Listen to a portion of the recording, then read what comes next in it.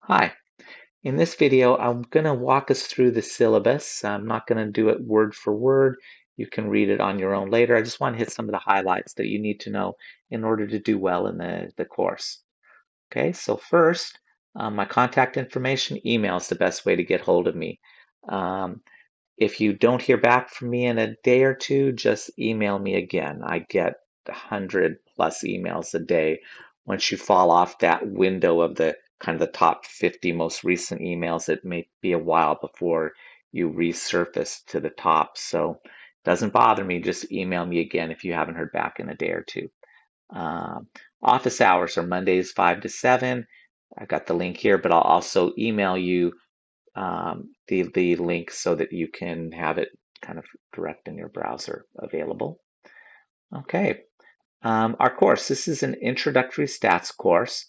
We're going to we're going to start off by covering some basic statistical ideas about stats, about data, and characteristics of data. And then we're going to transition to learning a series of statistical tests and hypothesis testing, where we're going to deal with different types of data and different types of situations to try to see how one can use them to understand the world around us. Cool stuff. Okay, we have a required text, College Archie and Cobb, the fourth edition. You can get this digital or hard copy. Unless you're really comfortable with a digital copy, I would suggest the hard copy. I've had students over the years that tried the digital and then halfway through ended up buying the hard copy because they said it just didn't work for them, kind of going back and forth with the digital version. It's a little easier sometimes with the paper, but it's up to you. That's just kind of an observation I've seen from students. Okay, there may be additional PDFs that I'll share with you for you to read. That's great. The course is, we're an asynchronous online course. We are going to use Brightspace a lot. I've got a whole nother video on on how the course looks in Brightspace, so we won't spend too much time talking about it here, but you've got to be comfortable using Brightspace because that's where you're going to get everything you're going to need for the course, videos, homework, everything is in Brightspace. So got to be good with Brightspace. Talking about homework, assignments. Your grade's going to be based on 300 total points that you're going to earn based on 5 different homework assignments that are each worth a total of 60 points. That's 50 of those points is the actual problem, the actual work you're going to be doing. And then 10 points is just email me a copy of your work. You just have to email me a copy of your work. Okay? Now, I'm going to give you these as a PDF to do all the calculations and all the work by hand outside of Brightspace. But when you're done, you have to then submit it into Brightspace, right? Um, that's where you've got to put into Brightspace when you're done. Now, assignments are open book. That's great. And that includes you can rewatch the videos. You can use copies of slides that I've given you with the videos. You can do all of that when you're working on the assignments. Okay, which is don't forget that the the actual assignment, that 50 points worth where you're doing the work, could involve multiple choice questions, matching, true, false, stuff like that. But it will involve calculations. And as we go further into the semester, there'll be more and more calculations that you will be doing. Um, it is a statistics class, okay? So kind of be prepared for that. But again, it's open book. And you can go right along with my handouts, right along with the videos while you're working with it on the assignment. Okay. Um, Now, like I said, each assignment's a total of 60 points. 50 is the actual work. 10 is just giving me a copy of your work. And this is easy. This is the easiest 10 points you'll ever get. You literally just have to give me a copy of whatever work you did. It may be a lot, it may be a little. Whatever you did, just send me a copy. And that's so that I can see how different students are approaching things. I can start to get a sense of where there may be an issue with either a question or with a concept that maybe I need to explain a little bit. I like seeing how you did the work. So just send that to me. 10 easy points. You have to email it. This you don't load into Brightspace. This you email to me. And it needs to be either saved as a Word document, an Excel file. You can use Excel for your calculations. Just don't use Excel to do the statistical test, the whole thing. But using Excel to do multiplication, division, addition, that's great. You can do Excel. Um, you can save it as an Adobe PDF. And if nothing else, if you're kind of stuck or you've done it by hand on note paper, take a picture with your cell phone and send me the images, from your cell phone, just a series of JPEGs. That's great too. You can do that. I can't accept Apple documents. I don't have an Apple computer, so I can't open it. So it has to be one of those formats. Now, the one of the nice things about doing the work now, so you do the work outside, then you submit it into Brightspace. One of the nice things about that, since I've put all the assignments into Brightspace, is that but you submit it and you automatically get your feedback. You don't have to wait for me to go back and grade them, and then I give it to you, and then you look it over and you come back to me. And each step is a week, and it can really go slow. This way, you submit it, you immediately find out what you missed wrong. And because of that, it gives us now the flexibility, the time to redo your homework. If you're unhappy, if you see something that you've missed, you can redo it and resubmit it and get a better grade. So that's kind of a nice piece of this is you're able to redo your homework and submit it again as many times as you want to try to improve your grade. Now, there is an adjustment made because, if you get 100% the first time is not the same as if you get 100% on your fifth try there is a difference. So there's an adjustment made based on whether it's your first submission, second, third, or fourth attempt on the assignment. But it's a modest adjustment. And it comes down to 6 points. There's a 6 points that you get that on each assignment that's based on whether it's which submission it is. If it's your first try, you get the whole 6 points. If it's your second try, you get 4 points. If it's your third try, you get 2 points. And if it's your fourth or more, you don't get any points. That's 6. But think about it. You can keep doing it as many times as you want. And the most you'll ever lose from redoing it, in that sense, is 6 points.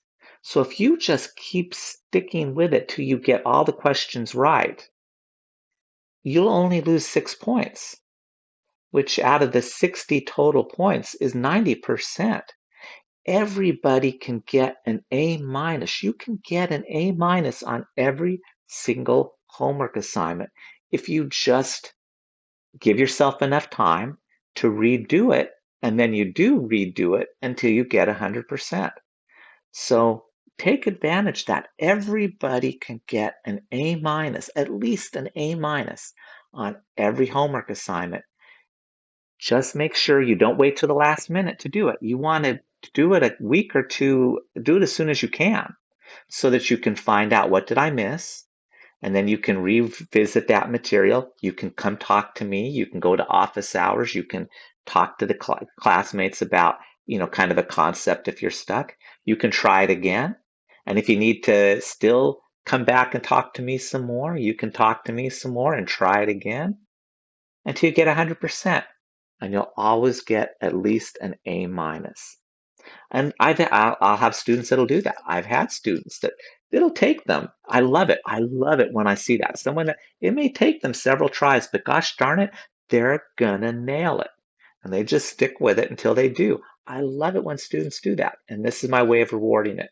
You can get an A minus just on every assignment if you do that. Hopefully that also kind of relieves some of the stress. If you're a little squeamish, If you're a little squeamish about numbers, hopefully that can relieve the stress that you just take your time, give yourself time, and you can do it. Rounding, we'll talk more about this as we get into some of the calculations in that, but because we're doing math, rounding is important. And you can run into trouble if you round too much. Uh, we're going to be calculating a number and then using that number to calculate another number and then using that number to calculate another number and then using that to calculate another number.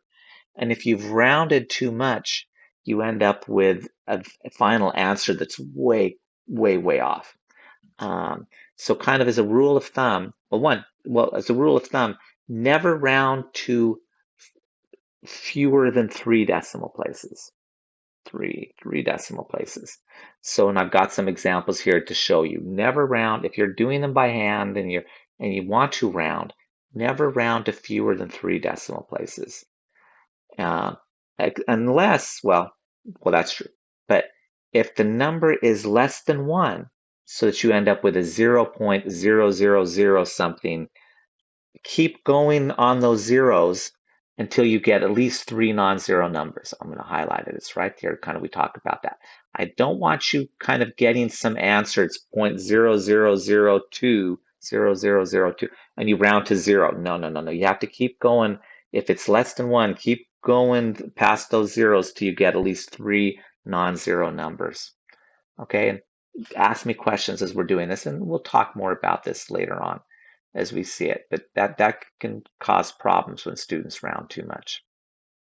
Okay, you don't have to round. If you do it in Excel, Excel will never round for you. You don't have, and then you don't even have to worry about this. It just makes life easy. If you're using a calculator and you're storing your values as you're going along, you don't have to round. It'll do it for you. But if you're someone who wants to do it separately and round, then don't round to more than 3 decimal places. Don't round to less than 3 decimal places. Grades. Out of the 300 points, I do a straight 90, 80, 70, 60, right? So you can kind of see it here. And again, an A minus, 90 is an A minus. So everybody can get an A minus if you just give yourself time to redo it, redo the assignment till you get 100%, and you stick with it until you get 100%. And you'll walk out of here with an A minus. Due dates. Everything's broken up into weeks. And so I have a week 1, week 2, week 3. You'll see this in the syllabus. You'll see this later on in our schedule, and you'll see this in Brightspace. All assignments are due Friday at 11:59 p.m. of the corresponding week, and you'll kind of see this clearly spelled out. Because you're putting it into Brightspace, it's time-stamped. If it's late, it'll be flagged late. If it's a minute late, Brightspace will flag it late. So don't wait until the last minute to do it. Because besides, you want to give yourself time to do those redos. You don't want to blow that opportunity. If you wait until the last evening to do it, you're not going to have a chance to do a redo, especially if you need help or have questions. So don't wait until the last minute. You're throwing away this gift of the redos. So don't do that. But anyway, if it is late, you lose 5 points for each day or partial day that it's late. Okay. If you notice a problem with a question or a problem with the grading, email me within 1 week of your submission and let me know, and I'll take a look at it. It has to be a problem with the question, that the question is wrong or poorly worded or ambiguous or something, or with the scoring. I'm kind of new doing this is kind of a new experiment, doing the automatic scoring on Brightspace so that it gives you the answer right away. If you notice something funky, email me, and if that's the case, I'll fix it and you get the points and all of that. Sometimes students will email me just to tell me why they got it wrong. Oh, I forgot to do this, or I flipped those numbers around, or I made a math error. That's great, but you don't get the points just for it's good to understand why you got something wrong, but you don't get the points for that. Now, strategies for doing well in the course. Print out the slides. You're going to notice we have a lot of videos, and with those videos come a lot of slides. And they're slides that I use when I'm lecturing, but I've actually gone through and converted those slides to handouts for you. Now, that's a lot of work because some of them I have to kind of change the slide completely because it's a black background, too much information you don't care about. But it's a lot of work on my part to make them as handouts for you. But I do it because it's that important. These are awesome study guides to use. You want to print them off, and as you're watching the video, you can just write your notes right on the slide in front of you. Print them off. Um, and when you're doing the homework, there's examples right in front of you on those slides that you can work with while you're doing the homework. Print them off. It always kind of kills me every once in a while. We'll be halfway through the semester and I'll be meeting with a student and it'll come out that no, they're not printing their slides off. Oh, they just watched the video. They got a good memory, and it's like, no, this is this is why you're having trouble with this because you need the slides. Take the slide. It's so much work on my part. Please, please print them off. Use them. Take advantage of that. Stay caught up. The number one issue that students have with this course is they fall behind. Particularly, it can be a little tempting because we're asynchronous. Um, Students will kind of get behind, and then they'll ultimately find out they can't catch up. That's the number one problem. This will take more time than most other 3-credit courses. I know it just does. Um, so don't get behind. Try to stay caught up.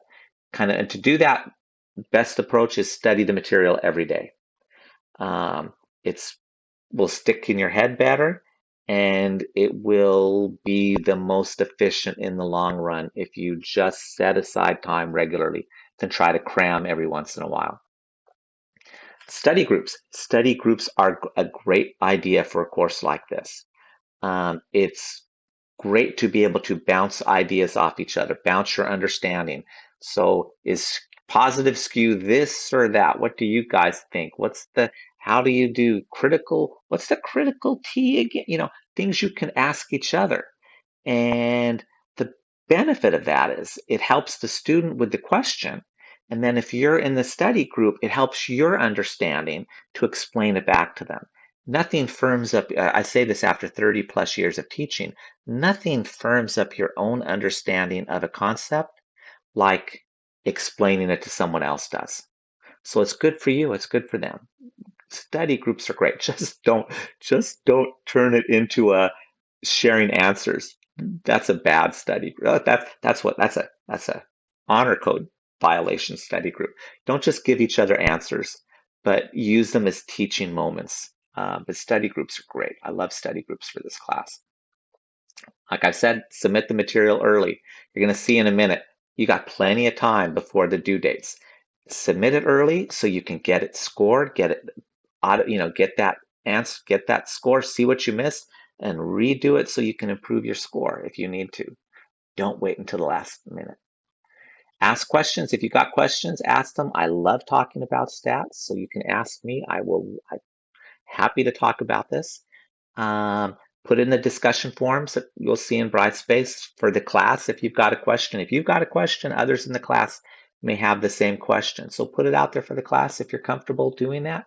If not, you can just email me, come to office hours. Again, I love talking about this. Do the end of chapter problems is for extra practice. There's particularly little starred ones that have the answers in the book. Just a great way to practice as you're going along the way. Now, students over the years have asked me whether they should read the text before or after watching, in this case, the videos. And originally, I thought that I approached this that, well, you should read the book, then watch the videos or come to class. And what I've learned over the years, more than a few students have come back and said that doesn't, no, no, no. What works for them is they found that watching the videos helps them then make sense of the book. And so students will regularly, and they'll do it the other way. They'll watch the videos, and then they'll try reading the book. And the book seems to make more sense. Whatever works for you. There's no right way to do this. Whatever works for you is the right way. Other policies, honor code. Um, don't copy someone else's answers. We're all grads. Well, you're all grad students. You know better than that.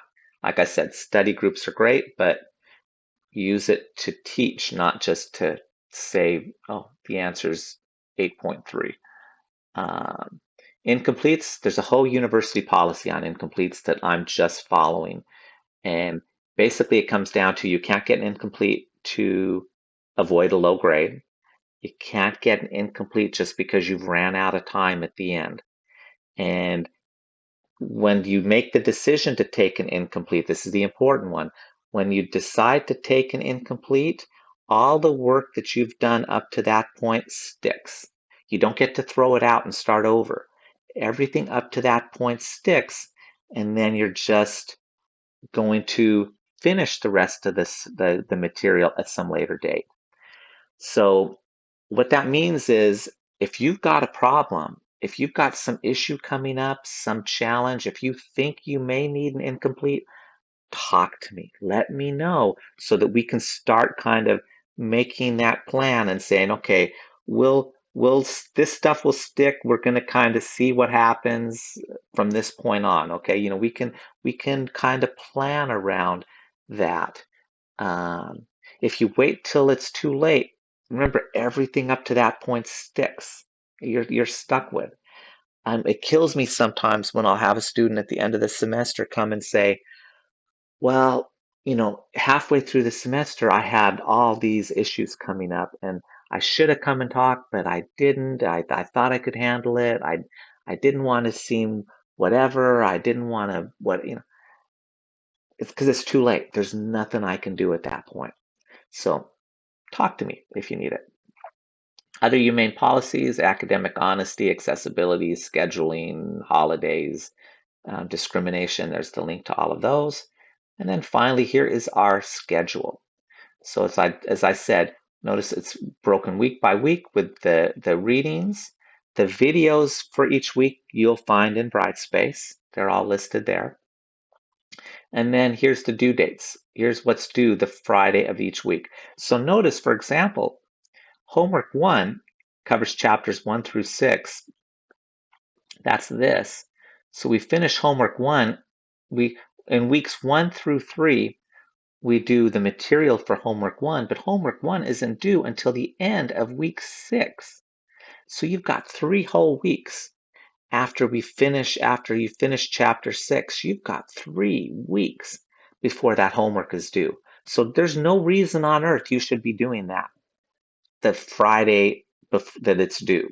You should do it, the Friday back here. You should be doing it as soon as possible so that you can have the chance to redo it if you need to. And also just so that you're ready to keep moving on to the next new material. You don't have to kind of worry about that. Don't wait. I've built in huge amount of lead time for these assignments. It gets a little shorter at the end of the semester because it has to, because we've run out of time. But still, don't wait until the last minute. Do them as they come up. Now, one thing too you may notice from this is notice that the homework is kind of pushed back to the later in the semester. We don't the first homework isn't even due until the middle of June. And outside of giving you the cushion to do the assignment and then redo it if you need to in that, I like this setup because if you're someone who needs to start a little later, let's say that there's still a lot going on and you want to start in a couple weeks, you don't have an assignment due until middle of June. So you can start a little later if you need to. You're going to have to catch up. So keep that in mind. Don't be too late. But if you need to start a little late or go slow the first few weeks, you can do that before the first homework assignment comes due. So people who need to start late, they can. At the same time, if you want to finish early, you can still finish early. You can turn the homework in as soon as we've covered the material. And I will post the weeks, even though it's week 1, 2, 3, I'll accelerate them. I'll post the weeks a little early. I'll post the material a little early so that if you're someone who wants to finish towards the end of July and take August off, you'll be able to because everything will be posted by then. So you can finish early if you want, you can start late if you want, or you can just follow right along with my suggested schedule and you will do perfectly good. So it's kind of set up that way that we can accommodate all types of students. Okay. Now, if you have any questions with the syllabus, let me know. I'll be happy to answer them, and I look forward to working with you this summer. Okay. Take care. Bye bye.